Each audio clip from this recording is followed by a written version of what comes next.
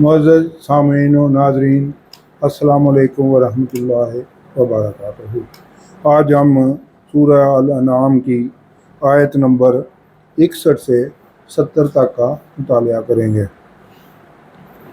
ابتدا میں چند آیات کی تلاوت۔ اعوذ باللہ من الشیطان الرجیم، بسم اللہ الرحمن الرحیم۔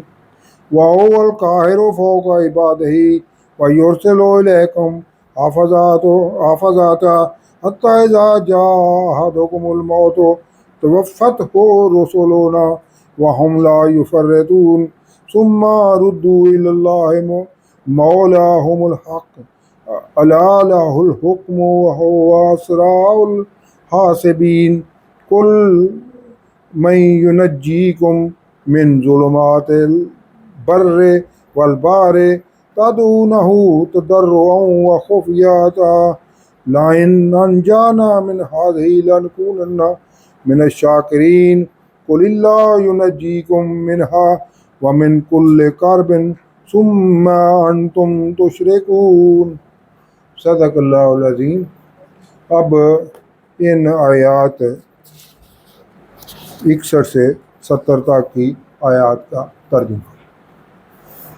اور وہ اپنے بندوں پر غالب ہے اور تم پر نگہبان مقرر کیے رکھتا ہے، یہاں تک کہ جب تم میں سے کسی کو موت آتی ہے تو ہمارے فرشتے اس کی روح قبض کر لیتے ہیں اور وہ کسی طرح کی کوتاہی نہیں کرتے۔ پھر قیامت کے دن تمام لوگ اپنے مالک برحق اللہ تعالیٰ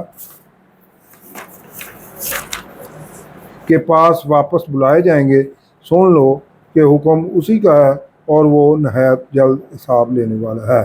کہو بھلا تم کو جنگلوں اور دریاؤں کے اندھیروں سے کون مخلصی دیتا ہے جب کہ تم اسے عاجزی اور نیاز پناہی سے پکارتے ہو اور کہتے ہو کہ اگر اللہ ہم کو اس تنگی سے نجات بخشے تو ہم اس کے بہت شکر گزار ہوں۔ کہو کہ اللہ ہی تم کو اس تنگی سے اور ہر سختی سے نجات بخشتا ہے، پھر تم اس کے ساتھ شریک کرتے ہو۔ کہہ دو کہ وہ اس پر بھی قدرت رکھتا ہے کہ تم پر اوپر کی طرف سے یا تمہارے پاؤں کے نیچے سے عذاب بھیجے یا تمہیں فرقہ فرقہ کر دے اور ایک کو دوسرے سے لڑا کر آپس کی لڑائی کا مزہ چکھا دے۔ دیکھو ہم اپنی آیات کو کس کس طرح بیان کرتے ہیں تاکہ یہ لوگ سمجھیں۔ اور اس قرآن کو تمہاری قوم نے جھٹلایا، حالانکہ وہ سراسر حق ہے۔ کہہ دیں کہ میں تمہارا داروغہ نہیں ہوں، ہر خبر کے لیے ایک وقت مقرر ہے اور تم کو عنقریب معلوم ہو جائے گا۔ اور جب تم ایسے لوگوں کو دیکھو جو ہماری آیات کے بارے میں بیہودہ بکواس کر رہے ہوں تو ان سے الگ ہو جاؤ یہاں تک کہ اور باتوں میں مصروف ہو جائیں۔ اور اگر یہ بات شیطان تمہیں بلا دے تو یاد آنے پر ظالم لوگوں کے ساتھ نہ بیٹھو اور پرہیزگاروں پر ان لوگوں کے حساب کی کچھ بھی جواب دہی نہیں، ہاں نصیحت، تاکہ وہ بھی پرہیزگار ہوں۔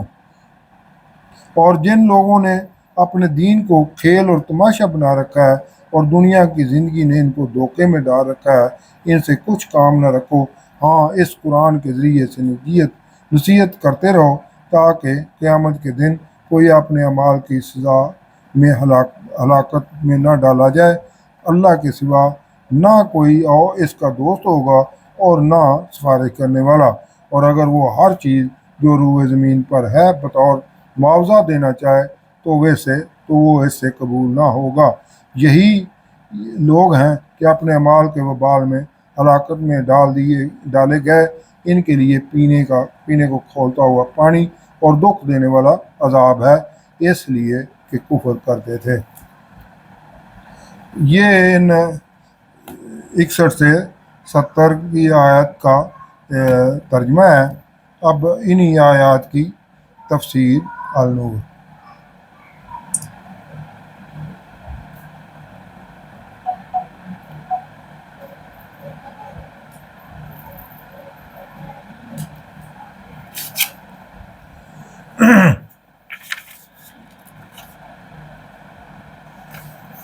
یہ قرآن کا یہ حصہ ظاہر کرتا ہے کہ کیسے اللہ تعالیٰ اپنے بندوں پر پوری طرح غالب ہے اور اس کفار کو तंबीह भी की गई है इस हिस्से में।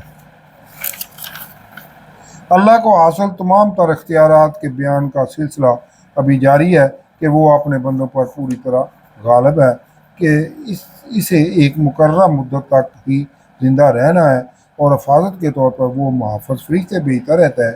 जब तक किसी की मौत का वक़्त नहीं आता, ये फरिश्ते इसकी हिफाजत करते हैं, यहाँ तक कि जब किसी की मौत आती है या मौत का वक़्त आता है तो हमारे भेजे हुए फरिश्ते इसको इसकी जान को कब्ज़े में ले लेते हैं और कुताही नहीं करते, ना एक लम्हा आगे ना ही पीछे। फिर वो लौटा दिए जाएंगे अल्लाह की तरफ जो इनका सच्चा मौला है। सुन लो, ये इसी का हुक्म है और वो जल्द असाब लेने वाला है। आप सल्लल्लाहु अलैहि वसल्लम इन कुफ़ार से पूछें कि तुम्हें कौन बचाता है खुश्की यानी सहरा की अंधेरी रात, जब कोई रास्ता नज़र नहीं आ रहा होता, और समुद्रों के अंधेरों में यानी रात के अंधेरे में जब समुद्र की तलातम खेज लहरें तुम पर उमड़ आती हैं और तुम्हें अपनी जान की पड़ जाती है। जब तुम इसको मुसीबत में गिड़गिड़ा कर या खुफिया तौर पर पुकारते हो और कहते हो कि अगर अल्लाह ने हमें इस मुसीबत से बचा लिया तो हम इसके शुक्रगुजार बन जाएंगे। आप सल्लल्लाहु अलैहि वसल्लम कह दें कि अल्लाह ही निजात देता है तुम्हें इस मुसीबत से और हर तकलीफ से। फिर जब अल्लाह मुसीबत दूर कर देता है तो तुम मुशरक बन जाते हो। आप सल्लल्लाहु अलैहि वसल्लम कह दें कि वो अल्लाह इस पर कादिर है कि अब भी तुम पर अजाब भेज दे ऊपर से, जैसे लूत अलैहिस्सलाम की कौम पर पत्थरों की बारिश बरसाई और वो तबाह बर्बाद हो गए, या तुम्हारे कदमों से जैसे ज़लज़लों की शक्ल में, या नूह अलैहिस्सलाम की कौम पर पानी के तूफ़ान की शक्ल में अजाब आया और तमाम मुनकरीन पानी में ही गर्क हो गए, या तुम्हें ग्रोहों में तकसीम कर दे यानी तुम्हें अपने ही ख़ानदानों में खाना जंगी में मुलव्वस कर दिया जाए और एक दूसरे को आपस में ही ताकत का मज़ा चखाए। किस तरह हम आयात यानी इख्तियारात को साफ साफ बयान करते हैं ताकि वो समझ जाएं। आपकी कौम ने हक़ को झुठला दिया है।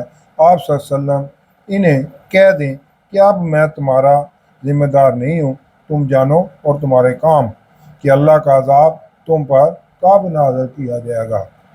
हर बड़ी खबर यानी अज़ाब इलाही के लिए एक वक़्त मुकर्रर है और तुम जल्दी जान जाओगे।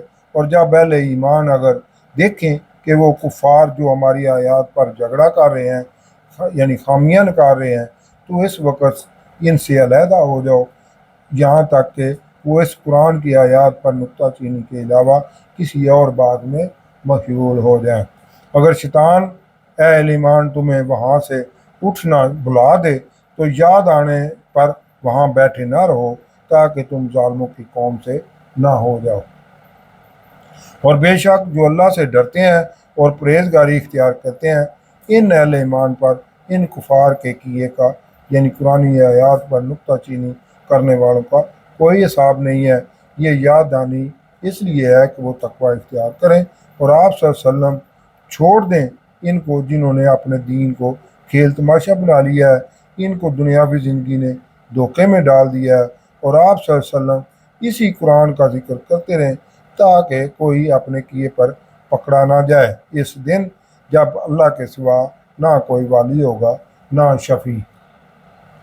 इस दिन अगर वो कुफ़ार अपना सारे का सारा दुनियावी माल जान छुड़ाने के लिए बदले में देना चाहेंगे तो इनसे हरगिज़ कबूल ना किया जाएगा।